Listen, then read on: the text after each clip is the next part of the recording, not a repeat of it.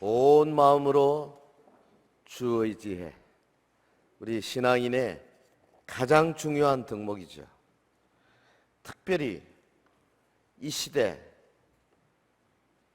하나님의 능력이 절실히 필요한 우리가 지금 살고 있는 이 시대, 우리가 온 마음으로 하나님께 의지하는 것보다 더 중요한 것이 없습니다. 여러분, 우리 나라를 둘러싸고 있는 국제 정세를 보십시오. 정말 한 걸음 한 걸음 어려워지고 있습니다. 한 치 앞을 보기가 어렵습니다. 북쪽에 있는 이 대륙 세력들은 모두가 다 우리의 원수들이에요. 해양 세력들이 우리를 좀 도와줘서 그래도 우리가 반도 끝에 붙어서 이 정도 살고 있는 거, 이게 얼마나 큰 하나님의 은혜인지 모릅니다. 여러분, 안보와 경제 면에서 우리가 하루하루 점점 불리한 길로 내닫고 있는 것이 사실이에요. 우리가 살고 있는 이 세상 가치관은 또 어떻습니까? 물질 중심이죠. 쾌락 중심이죠. 그래서 사람들이 과학 만능의 시대다 부르면서 우리에게는 하나님이 필요 없다, 무신론주의자들 혹은 하나님 대신에 뭔가 다른 것으로 바꾸려고 하는 무서운 기운들이 오늘 우리 주변에 끊임없이 밀어닥치고 있습니다. 최근에 보면 사람의 존재, 사람의 가치가 도대체 어디까지 떨어져야 하는가 알 수 없을 만큼 이 시대 인류의 윤리와 도덕 수준이 떨어지고 있습니다. 어디 하나 우리가 마음 붙일 만한 곳이 없는 것 같아요. 뭐 정치권은 말로 다 할 수도 없고, 사회에 좀 뭐 이렇게 제대로 똑똑하다는 사람들, 지도층에 있는 사람들 이렇게 드러내보면 하나같이 자기의 자식들에 매몰되어 있고, 돈 문제에 자유롭지 못하고, 혹은 뭐 무슨 이성관계에 자유롭지 못하고, 거기에다가 사상까지도 우리가 추구하는 성경적인 가치관에서 너무 멀리 떨어져 있는 것이 사실입니다. 여러분, 20세기 후반에 시작된 이 포스트 모더니즘, 탈현대주의, 절대 진리 없다, 오직 모든 것이 다 내가 믿어야 되고 내가 주장하는 것이고 상대적인 거다. 이 포스트 모더니즘의 최고 원수가 기독교예요. 왜냐하면 기독교는 절대 진리를 가르치고 있거든요. 성경이 절대 진리다. 예수 그리스도가 절대자다. 하나님이 절대자다. 포스트 모더니즘은 몽땅 그거 반대합니다. 거기서 이루어진 게 뭡니까? 서구 유럽을, 그리고 특별히 저 북구, 그 다음에 미국을 점령한 다음에 거기 이제 동쪽으로 우리 아시아까지 와서 지금 우리나라에도 끊임없이 이 영향이 오고 있지 않습니까? 지금은 포스트 모더니즘이라는 아주 좀 격조 있는 단어를 쓸 필요도 없을 정도로 지금은 해체주의입니다. 디컨스트럭티비즘. 다 깨부셔라. 인류가 전통으로 가져 내려온 거 다 필요 없다. 제일 해체를 하고자 하는 중심에 선 건 뭐냐면 가정이에요. 가정을 깨부셔라. 그래서 어떻게 하면 가정을 깨부실 수 있는가? 일단 여성 자결권 중요하다 해서 여자가 임신하면 아직까지 짓거라는 거죠. 그래서 내가 이 아이 키우기 어렵다, 그러면 내가 지울 수 있는 권리가 있다는 거예요. 하나님은 온데간데 없어요. 생명에 대한 두려움도 없어요.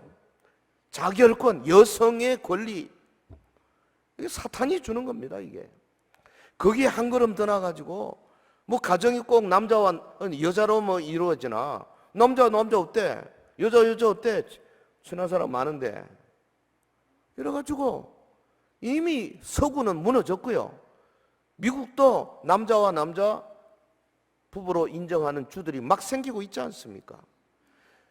그걸 이루기 위해서 교묘한 단어를 써, 성소수자, 이런 교묘한 단어를 써가지고 지금 우리나라에서 열심히 운동하고 있는 사람들이 누굽니까 도대체? 바로 그들이 함께 연대한 것이 오늘 우리나라를 지배하고 있는 이 권력층이다 그 말이지. 그래서 그들이 지금 어떤 형편으로든지 이 무서운 조류를 심기 위해서, 이번에 경기도 학생들 학생 조례에도 저 경남 학생 조례에 넣으려다 경남에서는 실패했죠. 저기서 지금 밀어닥치고 있습니다. 겉으로는 굉장히 교묘한 단어를 쓰지요. 성소수자. 여러분 북유럽의 성소수자들 그에 넘어간 나라가 어떻게 됐습니까? 뭐 어떤 데로 보면 노르웨이, 스웨덴, 덴마크 이런 데는요, 여자가 뻔연히 개하고 결혼식을 올리는 장면도 있어요. 성소수자다 이거죠. 하나님의 형상으로 만든 남자와 여자의 가장 근본적인 가치를 깨부시는 바로 이 사회란 말이죠. 여러분 지금 그냥 예사로 살 때가 아니에요. 밤새도록 울어도요 모자라는 거예요. 지금 수천 년 내려온 가정이 깨어지는 것이 얼마 안 남았어요. 지금 사람 간의 몰 이해와 불신, 집단 간의 이기적인 싸움, 국가와 국가 간의 피를 말리는 정치, 군사, 경제의 경쟁, 그리고 줄어지기보다 점점점 벌어져가는 양극화 현상, 이런 모든 것들을 생각해 보면 가히 인류의 위기고 세상의 세기말적 현상이 아니라고 할 수가 없을 것입니다. 그러니까 지금 이 시대는 한마디로 하나님께서 하나님의 능력을 나타내셔야 할 때입니다. 믿습니까? 여러분 지금은 하나님으로 하나님 되시게 해야 할 때라고 말이죠. 예? 하나님 나라의 백성들이 하나님의 위대함을 만천하에 드러내야 할 때다. 그걸 제가 오늘 열왕기상 18장 가지고 말씀을 전하려고 하는 거 아닙니까? 우리 하나님은 언제 어떤 환경에서 전능하신 능력과 위엄을 나타내시는가? 다른 말로 하면 진정한 부흥은 언제 오는가? 열왕기상 18장의 주제는요, 한마디로 말하면 하나님의 능력의 나타남입니다. 엘리야, 바알 선지자, 갈멜산의 전투, 3년 6개월 동안 비가 안 오다가 비가 오게 하는 거, 이런 것들이요 한마디로 말하면 하나님의 능력에 나타납니다. 그렇게 요약할 수가 있습니다. 여러분이 18장 전체를 읽으면서 우리가 하나님의 능력에 사로잡혀지게 되기를 주의 이름으로 축원합니다. 지금만큼 주의 능력이 필요한 때가 없어요. 근데 주의할 점은 이 본문의 주인공은 엘리야가 아니고 하나님이라는 사실을 절대 놓치면 안 됩니다. 주인공은 엘리야가 아닙니다. 하나님이십니다. 성경 볼 때 엘리야가 높아지고 모세가 높아지고 다윗이 높아지고 아닙니다. 하나님이 높임 받으셔야 합니다. 우리 하나님은 자신의 능력을 어떻게 나타내시는가? 그분의 위대하심은 어떤 환경 속에서 크게 두드러지게 나타나는가? 본문에서 하나님이심을 보여주는 증거는 무엇인가? 딱 이렇게 물어놓고 한번 답을 해봅시다. 자, 첫째, 그 18장 1절에 보니까 여호와 하나님께서 엘리야에게 뭐라 그러냐면 너는 가서 아합에게 보이라. 내가 비를 지면에 내리리라. 그렇게 말씀하시는 장면이에요. 너는 가서 아합에게 보이라. 내가 비를 지면에 내리리라. 자, 엘리야를 동원해 가지고 아합에게 보이도록 하시는 이 하나님의 계획, 여기서부터 시작해서 하나님의 능력이 나타나도록 환경을 지금 만들어 가시는 겁니다. 엘리야가 능력을 나타내는 게 아니에요. 하나님이 하나님 되심을 나타내기 위해서 엘리야를 지금 사용하시는 겁니다. 18장 1절 우리 같이 할까요? 시작. 많은 날이 지나고 제3년에 여호와의 말씀이 엘리야에게 임하여 이르시되 너는 가서 아합에게 보이라. 내가 비를 지면에 내리리라. 너는 가서 아합에게 보이라. 아합이 누군데요? 대적입니다. 아주 나쁜 왕이에요. 예? 당시 북방 이스라엘 왕이었지 않습니까? 그런데 이방 여인, 두로와 시돈 여인을 마누라로 맞았어. 근데 이 이세벨이라는 여자가 자기 나라에 있던 바알신을 갖고 와가지고 그냥 뭐 온 이스라엘에다 막 퍼뜨린 겁니다. 그래서 바알을 섬기는 제사장들을 수백 명을 만들어낸 거예요. 그 여자 잘못 만나니까 이렇게 되는 거예요. 그 아합이 제대로 이걸 관리를 못해서 그렇죠. 그런데 아합 자신도 하나님에 대한 믿음이 별로 없었어요.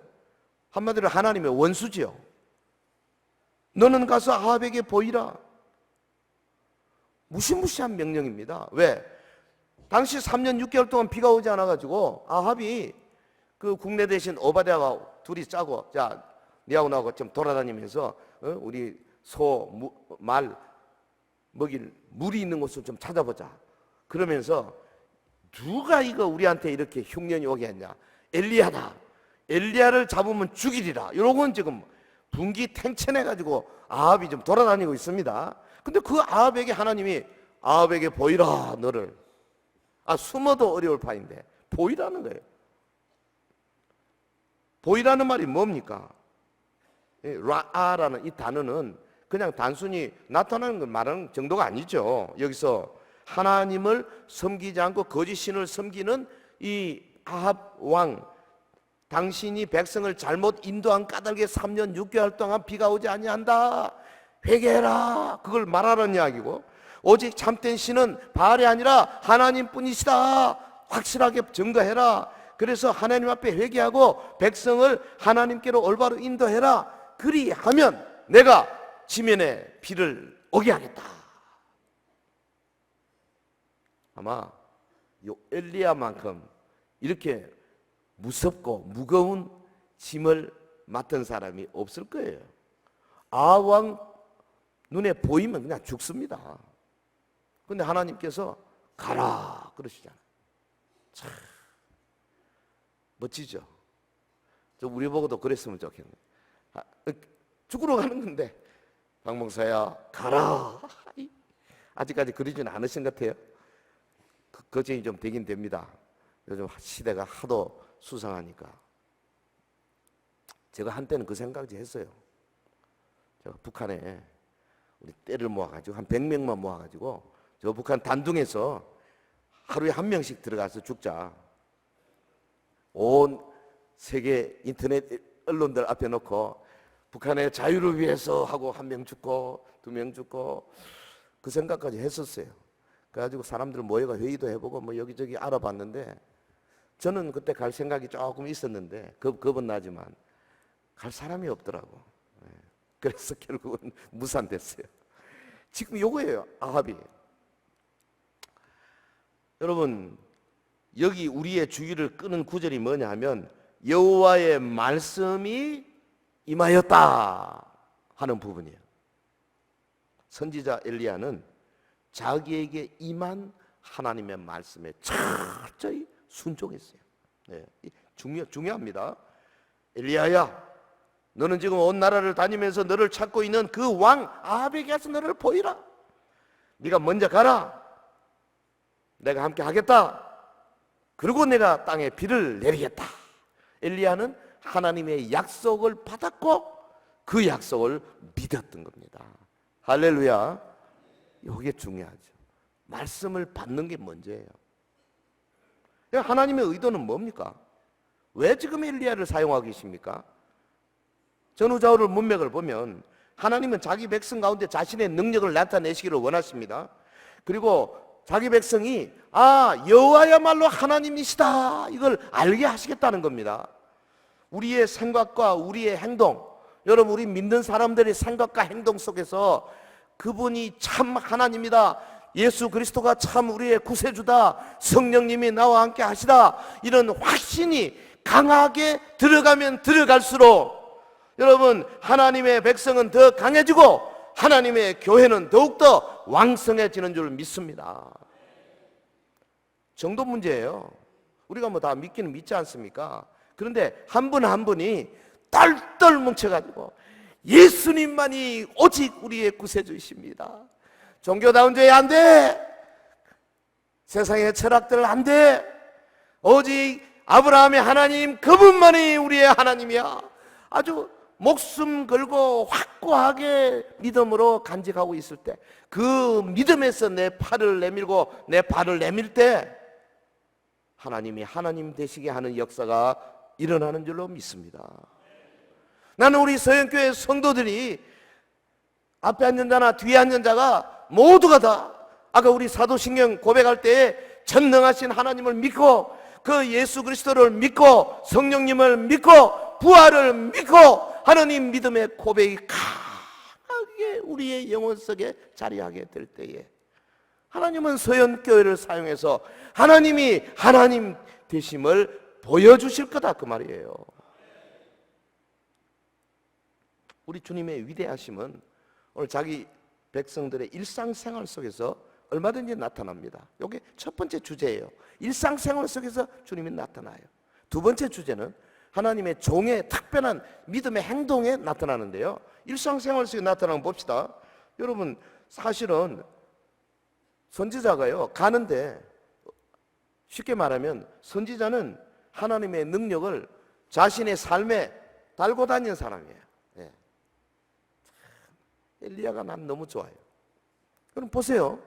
17장 앞장 17장 1절에 내 말이 없으며 수년 동안 비도 이슬도 있지 아니하리라 탁 선언하니까 비가 끝나버렸어. 그러니까 하나님이 그대로 하신 겁니다. 그 다음에 비가 안 오니까 엘리야도 곤란하죠. 같이 곤란한 겁니다. 그래서 그리 시냇가에 가서, 그때 시내 물이 좀 내려오고 있을 때입니다. 하나님이 까마귀를 보내가지고 떡과 포도주를 계속 주시는 거예요. 그냥 매일이 하나님이 하나님 되심을 나타내는 겁니다. 일상생활이에요. 이게 지금 보세요. 조금 있다가 그리 시냇가 물이 말랐어요. 하나님이 너 사르밧으로 가서, 그 사르밧 가가지고 그 과부 집에 들어갔잖아요. 그 어떻게 됐습니까? 엘리야를 통해서 말씀한 같이 통에 가루가 떨어지지 아니하고 병기름이 없어지지 아니하고, 여러분 그 긴 기간 동안에 참 오래간 동안 피도 오지 아니한데 엘리야가 사르밧 가부 집에서, 그 어디입니까? 거기가 바로 이세벨의 본거지입니다. 예? 아합 왕의 짜고 있는 바알의 본거지, 그 한복판에 사르밧 과부 집에 앉아서 3년이나 편안하게 하나님이 하시는 방법이에요. 하나님 되심을 나타내고 있지 않습니까? 근데 그 여자의 애가 또 죽었습니다. 엘리야가 안고 기도해 줬죠. 아이의 혼이 다시 돌아왔어요. 부활했어요. 엘리야는 하나님의 능력을 달고 다닌 사람이에요. 네, 따라합시다. 우리는 하나님의 능력을 달고 다녀야 되겠다. 네, 우리 신앙인의 목표입니다.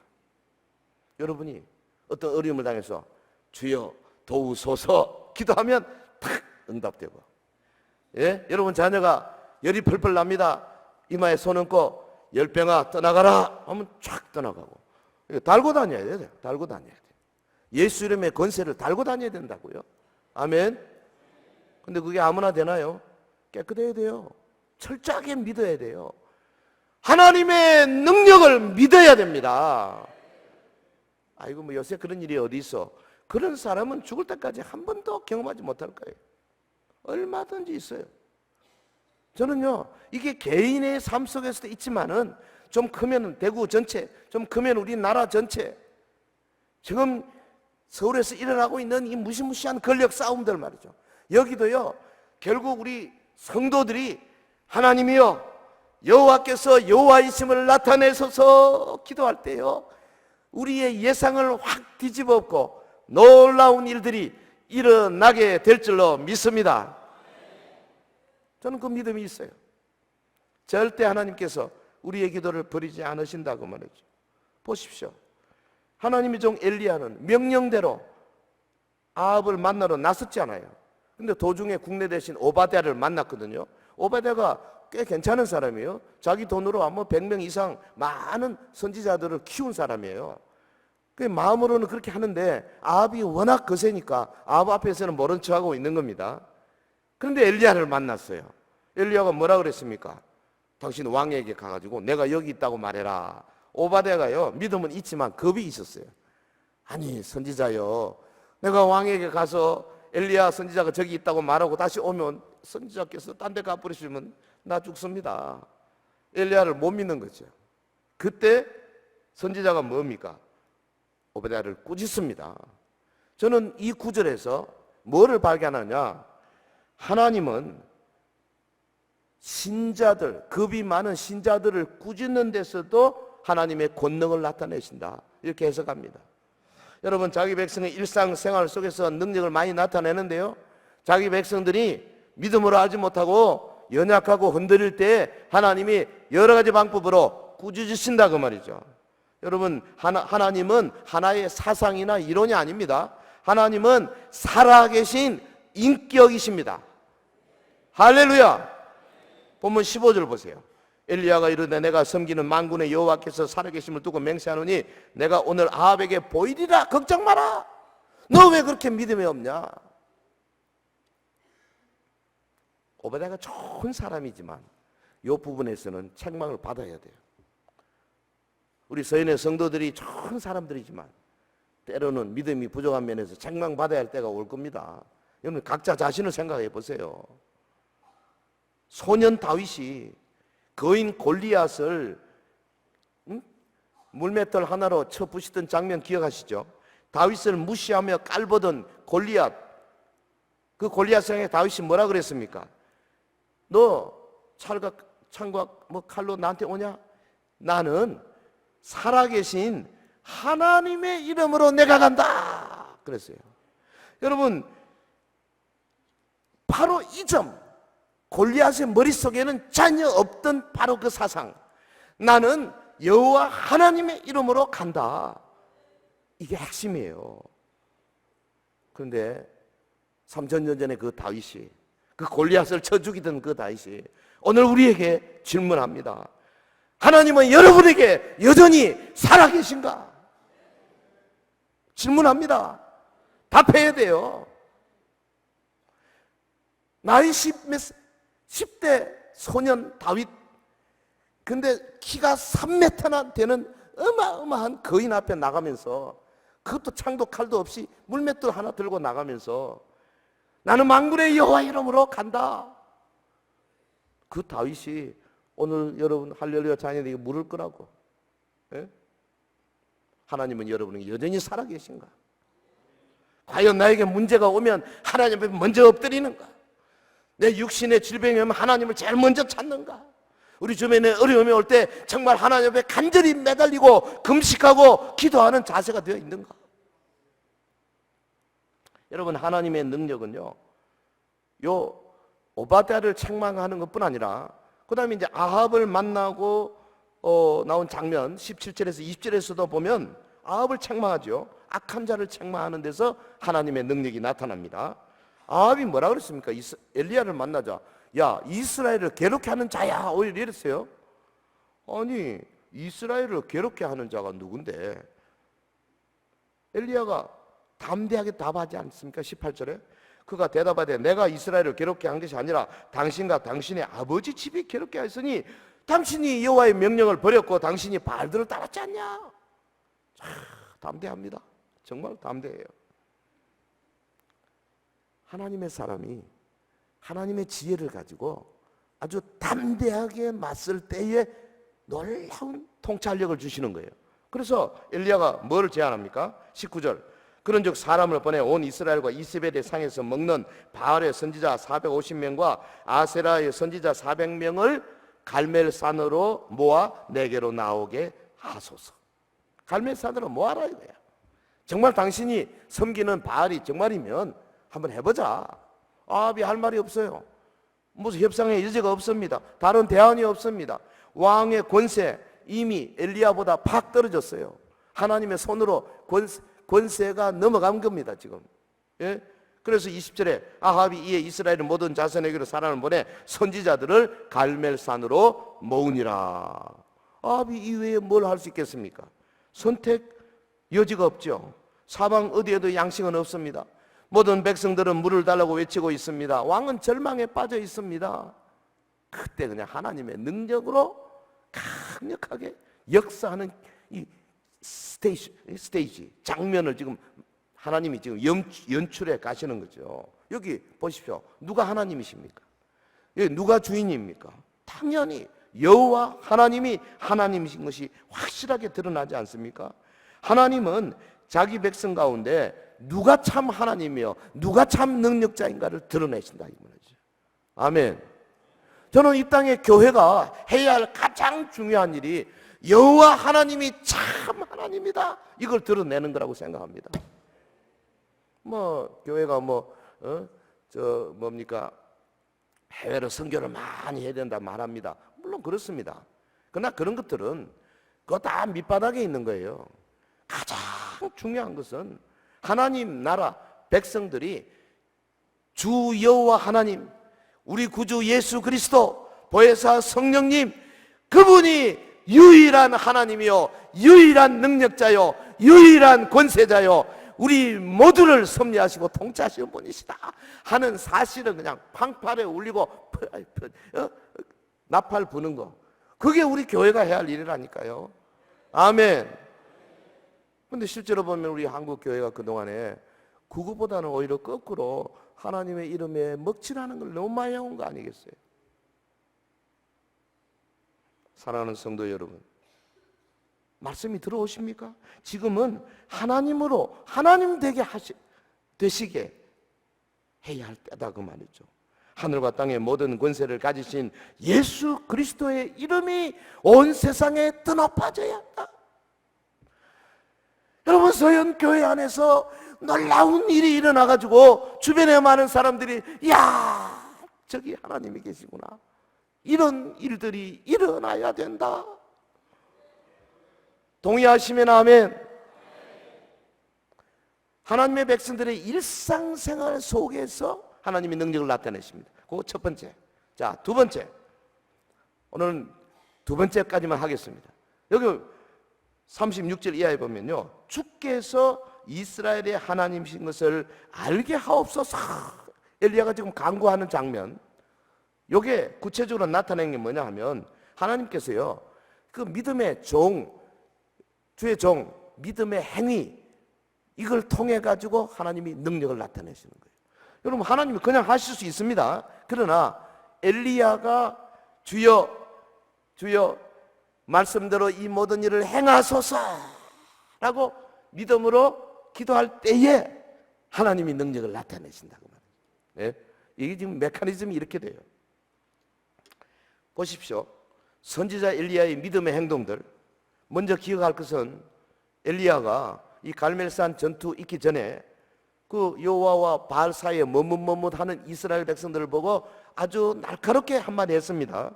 너희가 어느 때까지 두 사이에서 머뭇하려느냐? 응? 저는 이 머뭇이 뭔가, 우리말 번역을 이게 뭔가 히브리 원어를 들여다 보니까 이게 포세힘이란 단어예요. 이게 우리말로 번역은 잘 한 것 같긴 해요. 머뭇. 근데 실제로 깊은 뜻은 뭐냐 하면 그 사전에 이렇게 돼 있어요. 그 높은 나뭇가지 위에서, 두 나뭇가지 사이에서 양다리 걸치고 어디로 갈까? 근데 그 양다리 걸친 사람이 쩔룩거리는 다리예요. 굉장히 위험해 지금. 아차하면 밑으로 떨어지게 돼 있어. 이 이스라엘 백성의 신앙 상태를 묘사하는 말이에요. 머뭇. 바알일까 여호와일까? 목축은 여호와 하나님. 농사 짓는 거는 바알. 왔다 갔다 이렇게 하고 있는 것을 엘리야가 강하게 질책하는 겁니다. 조금 요즘 말로 하면 종교다원주의다 그 말이죠. 예수 외에는 구원이 없다, 아주 그냥 목숨을 걸고 외치는, 그거 외에는 다른 길이 없거든요. 사도행전 4장 12절 천하 인간의 구원 얻을 만한 다른 이름을 주신 일이 없느니라. 오직 왜? 예수님만이 하나님의 모든 우주적인 권세를 가지신 분이거든요. 예수님만이 죄를 사는 권세를 가지신 분이거든요. 예수님만이 마귀의 일을 멸하시는 분이거든요. 예수님만이 사망의 권세를 이기신 분이거든요. 그러니까 예수님 외에는 무슨 석가모니나 공자나 뭐 무슨 위대한 철학자나 혹은 무슨 다른 뭐 종교 조로아스터교나 회교도나 뭐 알라신이나 없습니다. 될 수가 없는 거예요. 하나님이 우주적인 권세를 오직 예수님에게 주셨다니까요. 이게 명확한데 뭐 다른 이야기가 필요하겠어요. 그런데 오늘날 예수님을 믿는다고 하는 기독교 크리스찬인들이 그 예수 그리스도 외에 다른 것들을 인정하고 허용하려고 하는 무서운 움직임들을 계속하고 있는 거. 이런데도 교회가 힘이 없어가지고 그냥 멀거니 쳐다보고 있는 오늘의 현상. 여기서는 잘 못 느낄 거예요. 서울에 가보면요, 이런 소리 하면 세워주지도 않습니다. 네, 저는 꼴통이다. 저는 꼴통입니다. 꼴통. 그런데 예수님이 기뻐하시는 꼴통이에요. 주님은 오직 바알이냐 여호와냐 머뭇머뭇 그 높은 가지 위에서 절뚝거리는 발을 가고 이러다가 떨어져 죽어요. 딱 하나 잡아야 됩니다. 나는 오직 예수밖에 없다. 할렐루야. 백성들이요 뭐라 그랬어요? 백성이 한 말도 대답지 아니하니라. 참. 아니 얼마 전에 여호수아가 물을 때는요 뭐라 그랬습니까? 여호수아가 나는 여호와를 섬기겠노라 그랬더니 다 우리도 같이 섬기겠습니다 이랬어요. 근데 그로부터 이제 몇백 년 지났죠. 지금 이 모양 이 꼴이 된 거예요. 여러분, 믿음이라는 것이 한때는 있었지만 대를 물려주지 못하게 되면 이렇게 된 거예요. 백성이 한 말도 대답지 아니하니라. 자, 그래서 이제 갈멜산 전투가 시작이 되는 거죠. 엘리야가 먼저 바알 선지자를 보고 당신들이 먼저 해. 저들이 이제 제단을 만들고 거기에다가 뭐 송아지를 잡고 그다음에 바알의 이름을 불러서 위로부터 불이 떨어지게. 근데 저는 가만히 생각해 보니까 3년 6개월이나 비가 안 왔는데 얼마나 뜨겁겠어요. 먼지가 휘날리고. 근데 왜 내기를 할 때 비를 오도록 안 하고 왜 불을 떨어뜨리는지 참 신기하죠. 예. 비를 오도록 해야 이게 될 건데요. 근데 이게 뭘 의미합니까? 영적으로 보면 하나님의 복을 받기 이전에 희생이 필요한 거예요. 예? 위대한 신학입니다. 백성들이 이걸 알아야 돼요. 예수 그리스도의 십자가 희생을 만남 없이 어떻게 하나님 앞에 나갈 수 있겠어요? 그러므로 하나님으로부터 비의 복이 있기 전에 반드시 있어야 할 것이 대속입니다. 죄의 용서함이 있어야 돼요. 이런 걸 상징하는 사건이죠. 하나님은 엘리야 선지자의 믿음의 행동 속에 먼저 하나님 자신의 속성과 능력을 여기 보여주고 계십니다. 수백 명의 바알 선지자들이 뭐 난리가 났죠. 뭐 칼춤을 췄는지 뭐를 했는지 그냥 하루 종일 야단법석 돌아다니면서 막 안 되니까 엘리야가 한참 지나서 정오쯤 돼가지고 이제 조롱을 시작합니다. 야, 큰 소리 불러라. 누구신 지금 묵상하고 있냐? 졸고 있냐? 바캉스 갔냐? 어디 갔냐?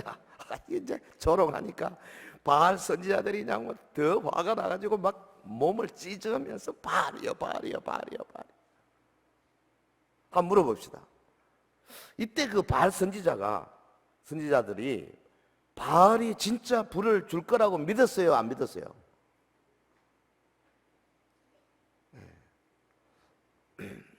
우리 서영교회는 물으면 무조건 대답을 안 해요. 안 믿고 하겠습니까? 안 믿고 몇 시간을 막 칼로 찌르고 바알이요 하겠어요? 이렇게 하다 보면 될 거라고 생각한 거예요. 여러분 이만희 뭐 신천지 혹은 뭐 무슨 많지요 이단들 뭐 여호와의 증인들 뭐 엘리야 기도원 뭐 무슨 뭐 통일교 뭐 그 사람들이 안 믿는 줄 아십니까? 믿습니다. 자기들의 교리를 믿어요. 잘못 믿어서 그렇지. 그 우리 책임이 뭡니까? 너가 지금 믿는 게 엉터리다 하는 걸 보여주는 게 있는 거죠. 이거 보십시오. 하나님은 지금 바알 선지자들 알고 많은 시간을 줘가지고 온 백성들이 다 알도록 만들어 버렸어요. 그냥 싹 만들었어요. 그런 다음에 능력을 나타내는 거예요. 예. 요즘 최근에 일어난 우리나라 어떤 현상 같아요. 예. 뭐라고 말은 안 하겠습니다만 실컷하게 놔놓고 능력이 탁 나타납니다. 예, 이거 보세요. 엘리야 차례입니다. 백성들에게 내게로 가까이 오라. 그런 다음에 뭐라 그랬어요?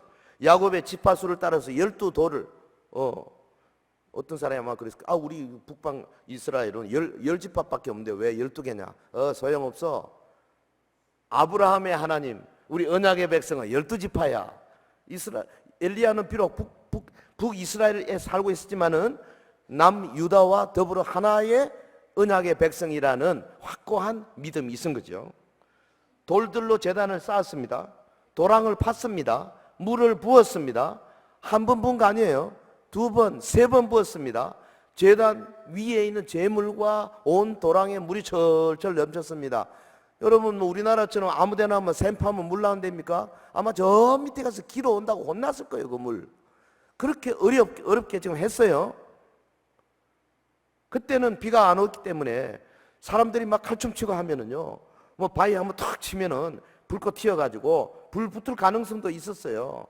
그런데 이렇게 물을 부으니까 이제는 그 가능성이 싹 없어졌습니다. 온 이스라엘 백성들이 이야 저거 어떡하려 저러나 걱정스럽게 보고 있습니다. 근데 보십시오. 36절에 우리가 겸손한 마음으로 엘리야의 기도문을 한번 읽어봅시다. 36절 같이 할까요? 시작. 저녁 소재 드릴 때에 이르러 선지자 엘리야가 나아가서 말하되 아브라함과 이삭과 주께서 이스라엘 중에서 하나님이신 것과 내가 주의 종인 것과 내가 주의 말씀대로 이 모든 일을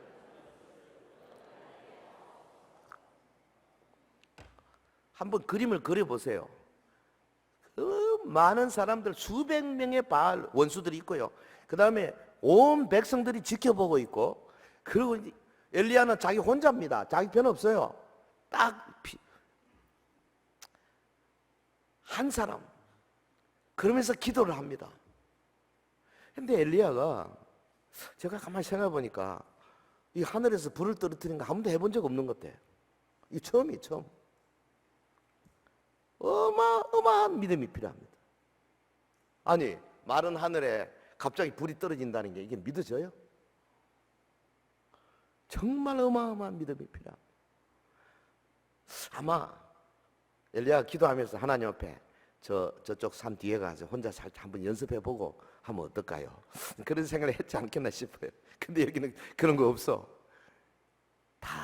정말 담대합니다. 정말 존경스럽습니다.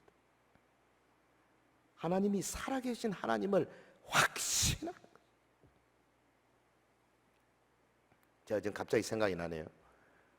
제가 이 전도사 때요, 그 나면서부터 두 다리 못 쓰는 대학부 애를 그 한 7, 80명 보는 앞에서 제가 손을 잡아 끌었어요. 은과 금은 없거니와 나사렛 예수 이름 명하노니 일어나 걸어라 하고 잡아 끌었어요. 안 일어났어요. 그래서 제가 뭐라고 하냐면 3번 끌었어요. 안 일어나더라고. 네. 오늘은 안 되겠다. 다음 주 하자. 네, 그랬어요. 근데 돌아오면서 제가 부끄러움이 없었어요. 담대한 거죠. 아니 나는 했고 일으키신 분은 주님이신데 주님이 좀 기다리는데 뭐 내가 뭐 할 말 있나? 뭐 꼭 잘했다는 말이 아닙니다. 그 당시에 제가 가진 믿음의 수준이 하나님 앞에 뭐 부끄럽든지 말든지 남이 뭐라 하든지 갈든지 이 펌핑하는 생각을 주실 때 그냥 그대로 해버린 거죠. 그래가지고요, 안 될 때도 있지만 놀라운 일을 행할 때가 많았습니다. 여러분, 하나님은 지금 우리 성도들, 특별히 주의 종들 혹은 우리 장로님들, 집사님, 권사님들, 교회를 이끌어온 지도자들의 믿음의 행위를 통하여 역사하고 계시는 줄 믿습니다. 보십시오. 엘리야 기도하는데요, 참, 기도 히브리어 단어로 제가 세보니까 60단어가 안 돼요. 바알 선지자들은 거의 한 대여섯 시간을 바리만 중얼 했는데, 엘리야는 딱 60단어도 안 되는 짧은 말로. 본래 평소에 기도 많이 하는 사람은 대표 기도는 짧게 하는 거예요. 이 원리가 있습니다. 오래간만에 기도하는 사람은 길게 합니다. 근데 평소에 기도 많이 하신 분은요, 딱 요약된 걸 가지고 오늘 우리 박진영 장로님 어디 갔나? 야, 정말 저분이 저렇게 성장한지 난 몰랐어요.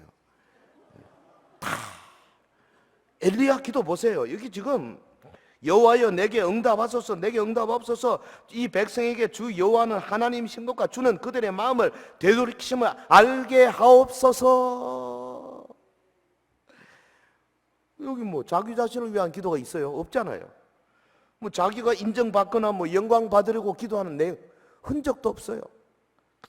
그 시대의 백성들이 오직 여호와만이 하나님이심을 알게 하옵소서.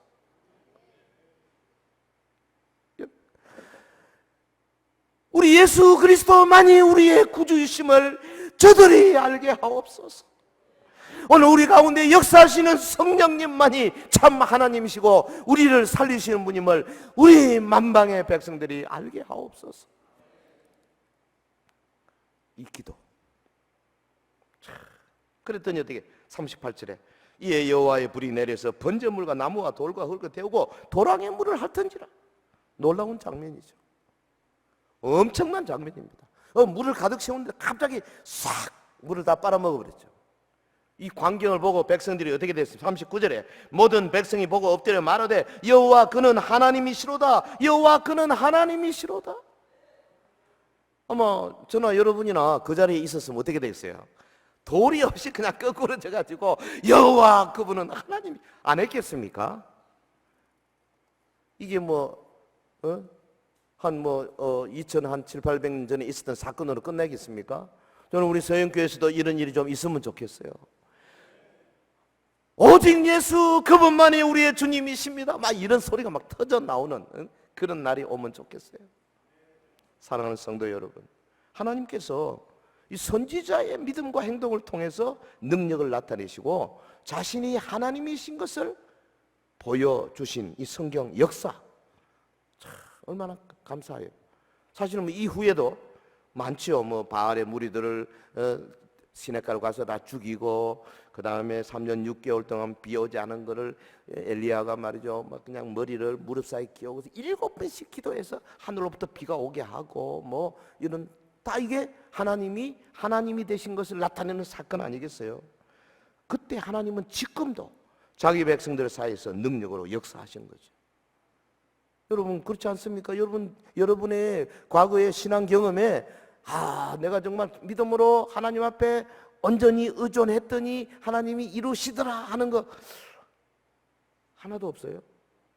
저는 꽤 많습니다. 여러분 우리 서영교회 초기에 소수의 성도들이 이 동양의 최대 석조 건물이라고 하는 이 건물을 지을 때 제가 이야기 들으면 그때 한 250명 성도밖에 안 됐다. 그들이 정말 십수년 동안 그렇게 하나님 믿고 의지하고 기쁨으로 마침내 성전을 건축한 것, 저는 하나님께서 우리 성도들의 믿음의 행동을 통해서 능력을 나타내셨다고 믿습니다. 지난 2010년 여러분 정부와 대구시가 추진하던 1200억짜리 803 불교 테마 공원 조성, 그것이 거의 다 이루어져서 법도 다 통과되고 다 된 것을 뒤늦게 알았던 우리 대구 기독교 총연합회 우리 임원들과 목사들이 모여가지고 그래서 수백 교회가 연합으로 열심히 모이고 기도하고 김범일 시장 찾아가고 서울에 가서 뭐 문화체육관광 장관 찾아가고 그리고 10만 명 사인 받고 기도하고 또 기도하고 마침내 7개월, 8개월 후에 대구시장이 MBC 앞에 나와서 우리 그거 없는 걸로 하겠다. 저는 하나님께서 교회의 단합과 기도를 통해서 이루신 하나님의 영광을 나타낸 사건이라고 믿습니다. 그 다음에 2011년 세계 육상 선수권대회 있을 때 제가 대구 기독청년회 대표회장일 때입니다. 그때는 작년에 우리가 너무 싸웠으니까 금년에는 우리가 교회의 힘을 보여주자. 그래서 50여 교회들이 모여가 젊은 청년들이 모여가지고 그 망국기 들고 갈 때 우리 교회 청년들이 들고 들어간 거예요. 그리고 바로 그 선수촌 아파트 앞에다가 2층 집 빌려가지고 한 달짜리 교회를 만들었잖아요. 그 2층은 교회, 2층은 교회고 1층은 이제 커피집. 그래가지고 마사 커피 가지고 공짜로 그냥 거기에 참여한 불과 한 10월 20일 사이에 왔던 사람 6천 명 넘어 그 차 들어왔었습니다. 저도 가가지고요 전도 여러 사람 했어요. 사우디아라비아 10종 경기 두 선수도 제가 전도하고요. 그 어디입니까? 캄보디아 종교상에게도 전도해가지고 바로 캄보디아 그 우리 한국 선교사 안식년 온 선교사 이렇게 연결시켜주기도 하고 그랬습니다. 그리고 2층에는 주일날 3번 예배드리고 영어, 러시아, 중국어 그리고 월요일, 화요일, 수요일, 목요일 뭐 한류 뭐 무슨 한복 뭐 무슨 뭡니까 태권도, 시범 뭐 이런 식으로 그 선수들에게 한국을 소개하고 이게 다 우리 교회가 한다 그랬더니요 나중에 뒤늦게 이명박 정부가 그거 알아봐 주더라고. 그래서 상을 내려준 거예요. 포상, 체육 포상 줄 사람이 그 포상은 한 명밖에 못 줘요. 제가 책임자니까 제가 받은 거 아니에요. 미안하게도. 우리 목사님들이 열심히 했는데요. 저는 이런 것들이 교회가 합해서 하나님께 영광을 돌리는 놀라운 사건이었다. 그렇게 생각을 합니다. 여러분 지금도 얼마든지 계속 일어날 수 있어요. 지금 대한민국이 어디로 가고 있습니까? 주님 한국교회 현 주소가 어떻습니까? 우리가 속한 이 대구지계 영적 기운이 어느 정도입니까? 우리 서영교회가 과연 초대교회 가치관으로 무장해서 두 날개가 하늘로 올라가는 것처럼 올라가고 있는지요? 지금 여러분은 하나님으로 하나님 되게 하시고 있느냐? 우리 하나님을 어디에 누구에게 견줄 수가 있겠습니까? 우리가 자칫하면 하나님의 영광을 땅에 떨어뜨리고 하나님의 이름에 먹칠을 하게 되지 않습니까? 그러나 거꾸로 우리가 정말로 믿음으로 확실하게 우리의 삶 속에서 주의 영광을 나타내고 경건을 나타낼 때에 하나님의 능력이 나타날 뿐 아니라 하나님의 영광 받으신다 이거죠. 할렐루야. 39절의 백성들의 외침이 우리 주위에 일어나야 한다고 생각합니다. 여호와 그는 하나님이시로다. 여호와 그는 하나님이시로다. 여러분 지금은 하나님으로 하나님 되시게 할 때입니다. 지금은 예수 그리스도의 우주적 권세가 나타나야 할 때입니다. 지금은 예수님의 죄사함의 권세, 마귀의 일을 멸하는 권세, 그리고 사망을 이기는 권세가 교회의 성도들의 모임과 성도들의 일상생활을 통해서 나타나야 할 때입니다. 이를 위해서 먼저 우리 믿는 자들이 믿음에 굳게 서야 하고요, 믿는 자들이 시시한 것 그런 것에 빠지지 마시고 오직 하나님의 영광을 위하여 모이기를 힘쓰고 기도하고 말씀에 힘쓰는 사랑하는 저와 여러분 되기를 주의 이름으로 축원합니다. 축원합니다.